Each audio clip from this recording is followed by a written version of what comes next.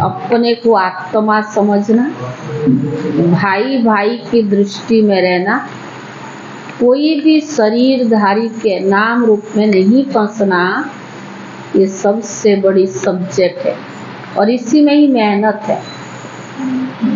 मेहनत किस में है? इसी में ही है कि दूसरे को देखो तो भाई भाई की दृष्टि से देखो, किसी के भी नाम रूप में नहीं फंसना है।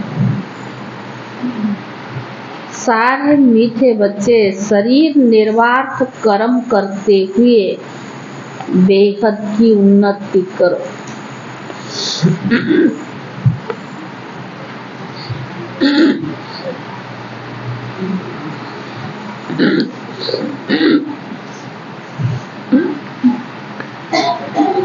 मीठे बच्चे शरीर निर्वाह कर्म करते हुए बेहद की उन्नति करो। जितना अच्छी रीति बेहद की पढ़ाई पढ़ेंगे उतनी उन्नति होगी।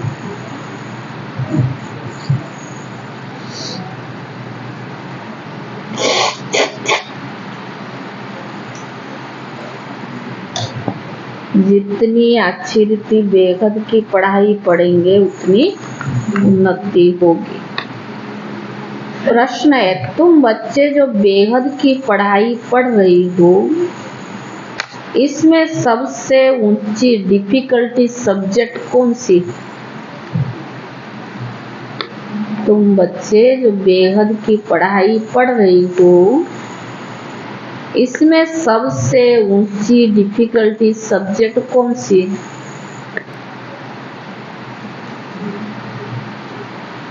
उत्तर है, इस पढ़ाई में सबसे ऊंची सब्जेक्ट है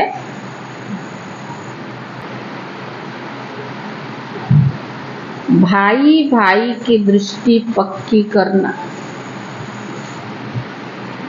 कौन सा है? भाई भाई की दृष्टि पक्की करना। बाप ने ज्ञान का जो तीसरा नेत्र दिया है, उस नेत्र से आत्मा भाई भाई को देखो। किसी भी देहधारी के नाम रूप में बुद्धि न जाए। किसी भी देहधारी के नाम रूप में बुद्धि ना जाए। बुद्धि में जरा भी विकारी छी छी संकल्प ना चले। बुद्धि में जरा भी विकारी छी छी संकल्प ना चले। यही है मेहनत। इस सब्जेक्ट में पास होने वाले विश्व का मालिक बन जाएंगे। इस सब्जेक्ट में पास होने वाले विश्व का मालिक बन जाएंगे। ओम शांति। बेहद का बाप बैठ बेहद के बच्चों को समझाते, हर एक बात हद की होती है, दूसरी बेहद की होती है। इतना समय तुम हद में थे, अब बेहद में हो। तुम्हारी पढ़ाई भी बेहद की है। बेहद की बादशाही के लिए पढ़ाई, इसमें बड़ी पढ़ाई कोई होती नहीं। कौन पढ़ाते? तो बाबा पढ़ाता है। इससे बड़ी पढ़ाई दुनिया में कोई है नहीं, क्योंकि बेहद का बाप भगवान पढ़ाते हैं। शरीर निर्वाह अर्थ सब कुछ करना है, फिर अपनी उन्नति के लिए भी कुछ करना होता है। बहुत लोग नौकरी करते भी उन्नति के लिए पढ़ते रहते हैं। वहाँ हद की उन्नति और यहाँ बेहद की उन्नति। बाप कहते हद की और बेहद की दोनों उन्नति करो। बुद्धि से समझते हो हमको बेहद की सच्ची कमाई अब करनी है। यहाँ तो सब कुछ मिट्टी में मिल जाना है। जितना जितना तुम बेहद की कमाई में जोर भरते जाएंगे तो हद के कमाई की बातें भूलती जाएगी। सब समझ जाएंगे कि अब विनाश होना है। विनाश नजदीक आएगा तो भगवान को भी ढूंढेंगे। विनाश होता है तो जरूर स्थापना करने वाला भी होगा। दुनिया तो कुछ भी नहीं जानती है। तुम प्रजापिता ब्रह्मा कुमार कुमारियां भी नंबर बार पुरुषार्थ अनुसार पढ़ाई पढ़ रही हो। हॉस्टल में वो स्टूडेंट रहते जो पढ़ते हैं, परंतु ये हॉस्टल तो न्यारी है। इस हॉस्टल में तो कोई ऐसे नहीं रहते हैं जो शुरू में चले आए वो रह गए, ऐसे भी आए और गए, वैरायटी आ गए। ऐसे नहीं, सब अच्छे आए।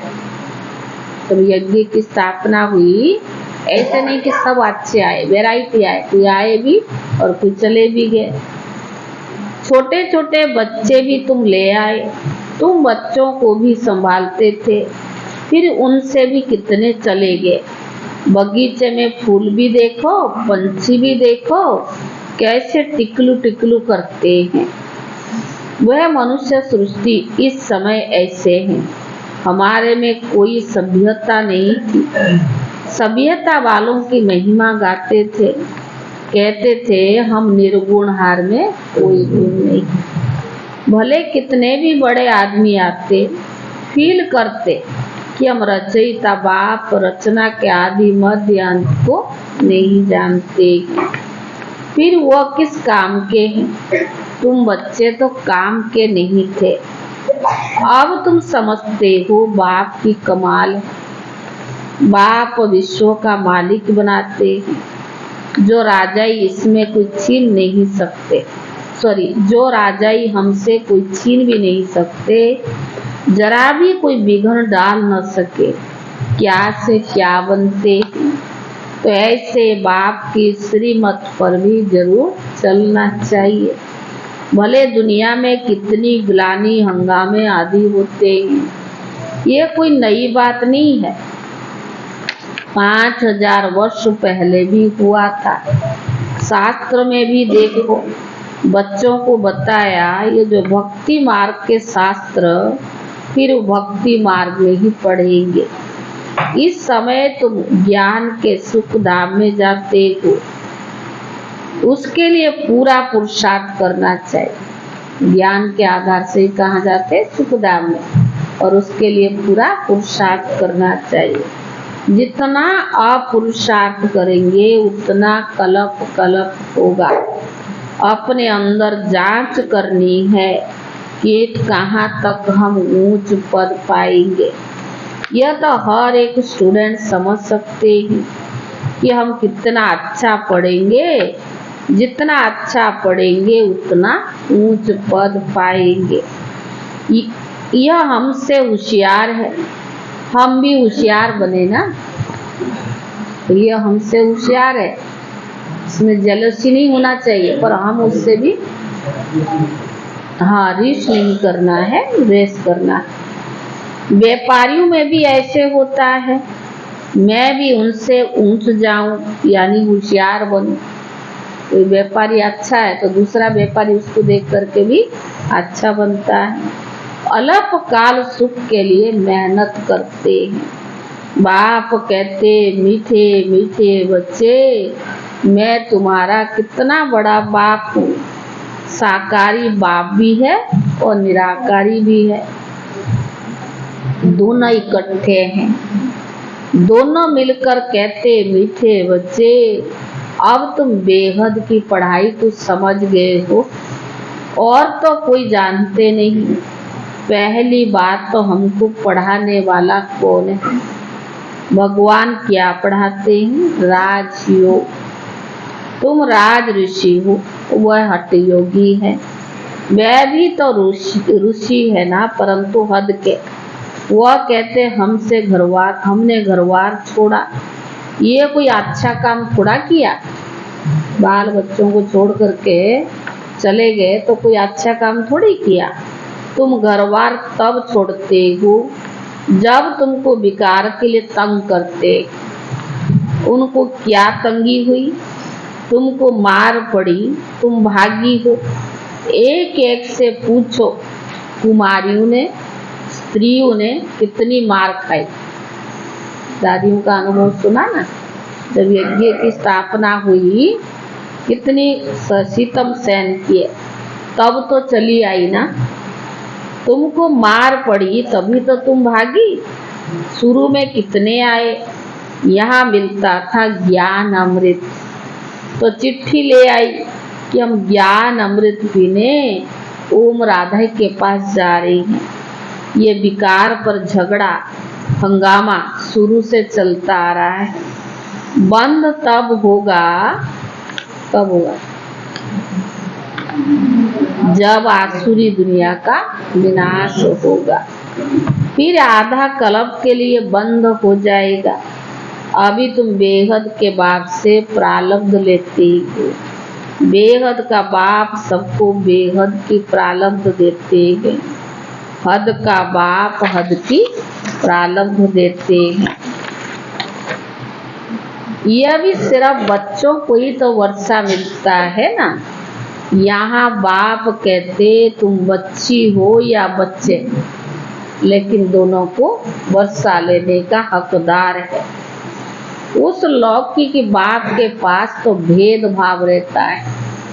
सिर्फ बच्चे को बारिश बनाते हैं, स्त्री को हाफ पार्टनर कहते हैं, परंतु उनको भी हिस्सा देते नहीं।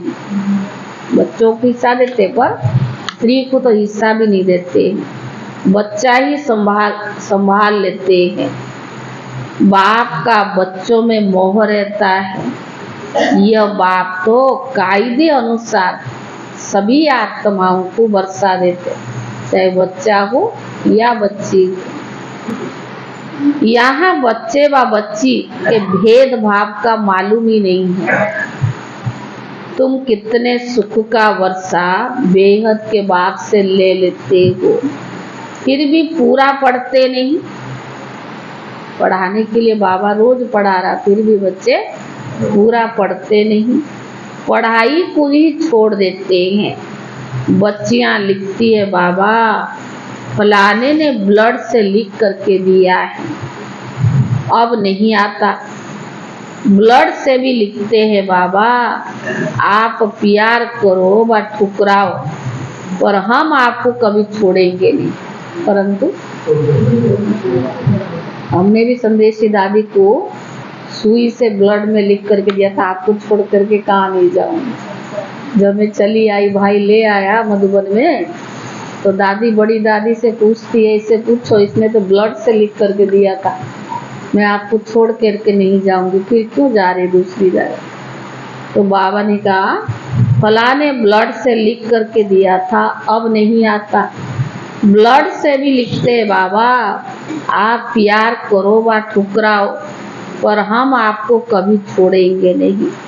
परंतु परवरिश लेकर फिर चले भी जाते हैं। बाबा ने समझाया यह सब ड्रामा है।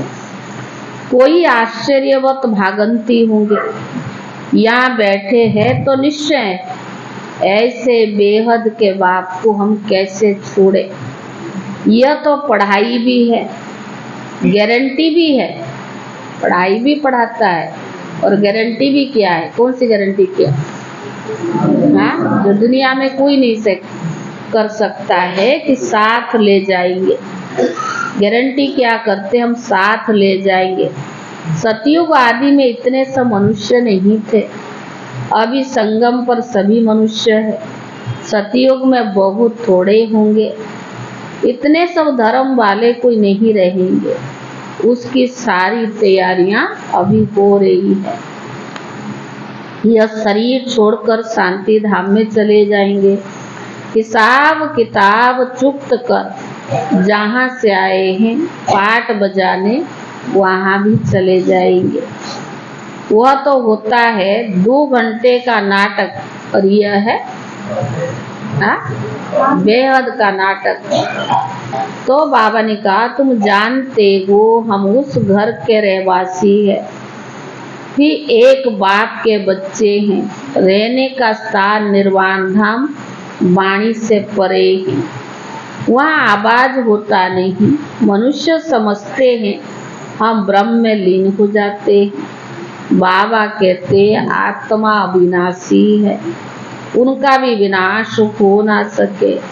कितनी जीव आत्माएं हैं, अविनाशी आत्मा जीव आत्मा द्वारा पाठ बजाती है। सब आत्माएं ड्रामा के एक्ट्रेस है। रहने का स्थान ब्रह्मांड वो घर है।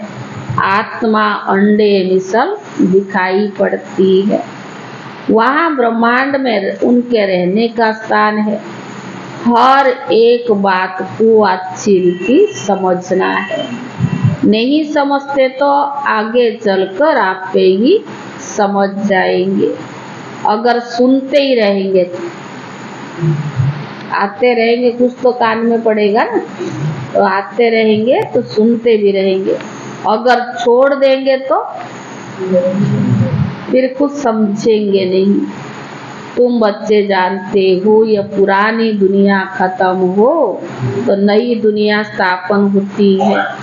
बाप कहते तुम कल ही तो विश्व के मालिक थे और फिर तुम विश्व के मालिक बनने आए हो। गीत भी है ना, बाबा हमको ऐसा मालिक बनाते जो कोई भी छीन नहीं सके। आकाश जमीन आदि पर हमारा कब्जा यानी अधिकार रहता है। इस दुनिया में देखो क्या क्या है, सब मतलब के साथी। यहाँ तो ऐसे हो, वहाँ ऐसे नहीं होगा। जैसे लौकिक बाप बच्चों को कहते ये धन माल सब कुछ तुमको देकर जाते हैं, इनको अच्छी रीति संभालना। लौकिक में बाप मेहनत करके कमाता है, बच्चों को देता है कि मैं वानप्रस्थ में चला भी जाऊं तो आप इसको संभालना। बेहद का बाप भी कहते तुमको हम धन माल सब कुछ देते हैं, तुमने हमको बुलाया पावन दुनिया में ले चलो तो जरूर पावन बनाकर विश्व का मालिक बनाऊंगा ना। बाबा कितना युक्ति से समझाते हैं। इसका नाम है सहज ज्ञान और राजयोग। सेकंड की बात है ना, सेकंड में मुक्ति और जीवन मुक्ति। तो बाबा ने कहा अब तुम कितना दूरादेशी बन गए हो। यही चिंतन होता रहे कि हमें बेहद का बाप पढ़ा रहे हैं, हम अपने लिए स्वराज्य स्थापन कर रही हैं, तो उसमें ऊंच पद क्यों न पाए। अपने लिए राज्य स्थापन कर रहे हैं तो क्यों नहीं ऊंच पद पाए, कम क्यों पाए। राजधानी स्थापन होती है ना, उसमें भी मर्तबे होंगे ना, दास दासियां ढेर रहेंगे, वह भी बहुत सुख पाते हैं, साथ में महलों में रहेंगे, बच्चे आदि को संभालते होंगे, कितना खुशी होंगे, कितना सुखी होंगे। सिर्फ नाम है दास दासी। जो राजा खाना खाते वो दास दासियां भी खाते। सतयुग में प्रजा को तो वो भी नहीं मिलता है, दास दासियां है उनको मिलेगा, प्रजा को नहीं मिलता है। दास दासियों की बहुत मान है, परंतु उनमें भी नंबरवार है। तुम बच्चे सारे विश्व के मालिक बनते हो। दास दासियां तो यहाँ भी राजाओं के पास होती है। प्रिंसेस की जब सभा लगती है, आपस में मिलते हैं तो फूल श्रृंगार किए हुए दास बाबा ने का फूल श्रृंगार किए हुए ताज आदि सहित होते हैं। फिर उनमें भी बड़ी शोभनीय सभा लगती है, उनमें भी रानियां बैठती है, वह पर्दे में रहती है। तो बाबा ने कहा वहाँ मरने की चिंता नहीं होती है। यहाँ तो कितनी चिंता रहती है। थोड़ा कुछ हुआ तो बुलाए डॉक्टर को, कहाँ मर न जाए। तो बाबा ने कहा वहाँ डर की बात नहीं, तुम काल पर जीत पाते हो तो तुम बच्चों को कितना नशा रहना चाहिए। तो सतयुग में अकाल मृत्यु नहीं होगी तो बच्चों को कितना नशा रहना चाहिए। पढ़ाने वाले को याद करो तो भी याद की यात्रा हुई। बाप टीचर सतगुरु को याद करो तभी ठीक है। पर जितना श्रीमत पर चलेंगे, मनसा वाचा कर्मणा पावन बनना। पढ़ाई के साथ साथ मूल आधार क्या है? श्रीमत पर चलना। तो बाबा ने कहा बुद्धि में विकारी संकल्प भी ना आए, वह तब होगा। बिल्कुल विकारी संकल्प नहीं आएगा। कब होगा? जब भाई भाई समझेंगे। बहन भाई समझने से भी छी छी हो जाती है। सबसे अधिक धोखा देने वाली आंखें। इसीलिए बाप ने तीसरा नेत्र दिया तो अपने को आत्मा भाई भाई देखो। सबसे अधिक धोखा देने वाली आंखें। इसलिए बाबा ने तीसरा नेत्र दिया तो अपने को आत्मा भाई भाई को देखो। इसको कहा जाता है ज्ञान का तीसरा नेत्र। बहन भाई भी फेल होते, बहन भाई की दृष्टि में भी विकारी ख्यालत आ जाती, उसमें भी फेल हो जाते। तो दूसरी युक्ति निकाली जाती है कि अपने को भाई भाई समझो।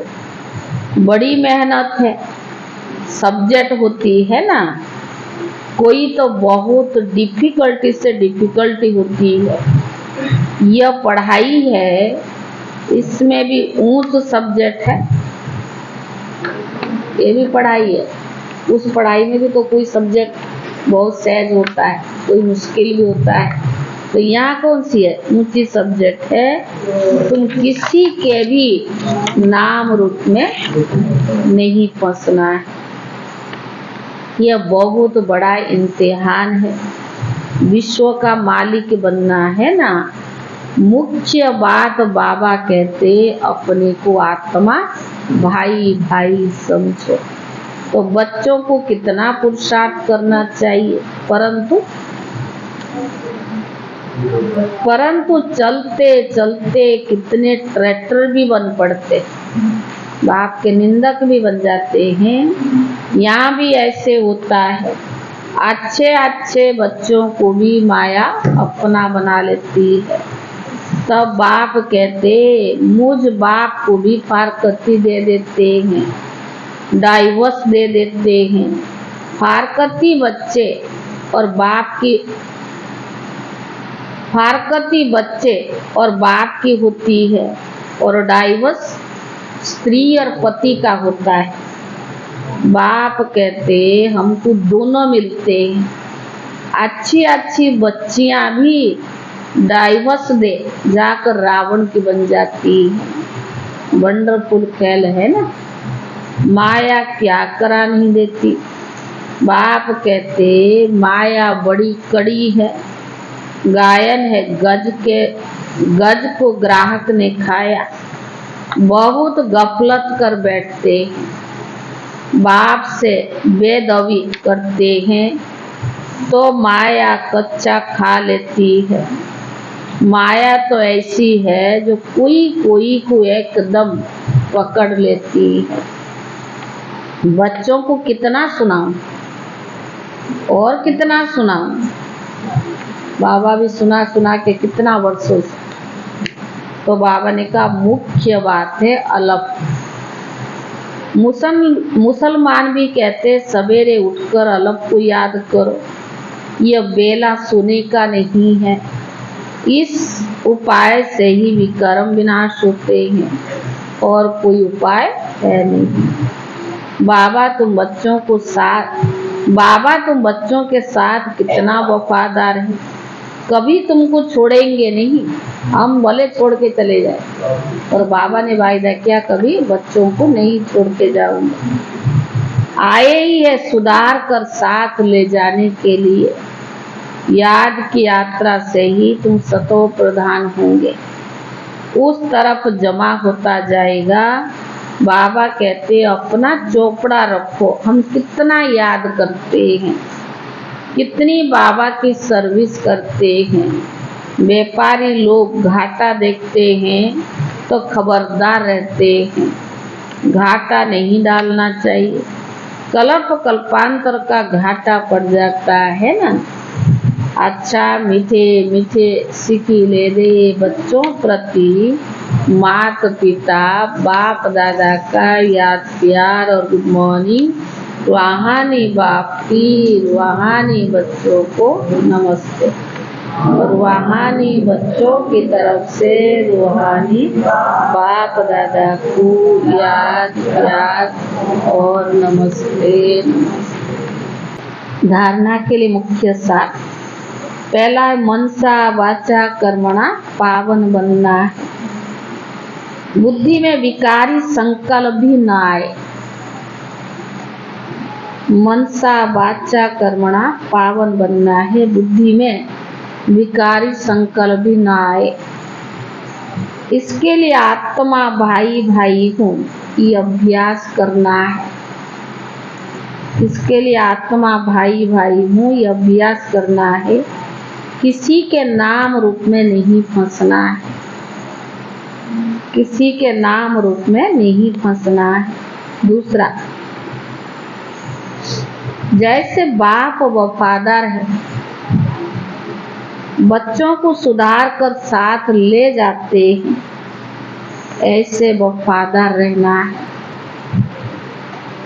जैसे बाप वफादार है, बच्चों को सुधार कर साथ ले जाते हैं, ऐसे वफादार रहना है। कभी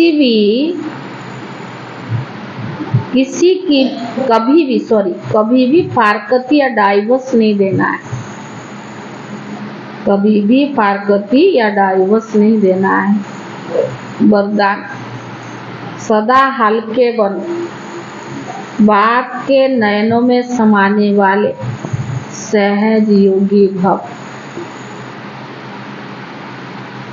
सदा हल्के बन, बाप के नयनों में समाने वाले सहज योगी भव।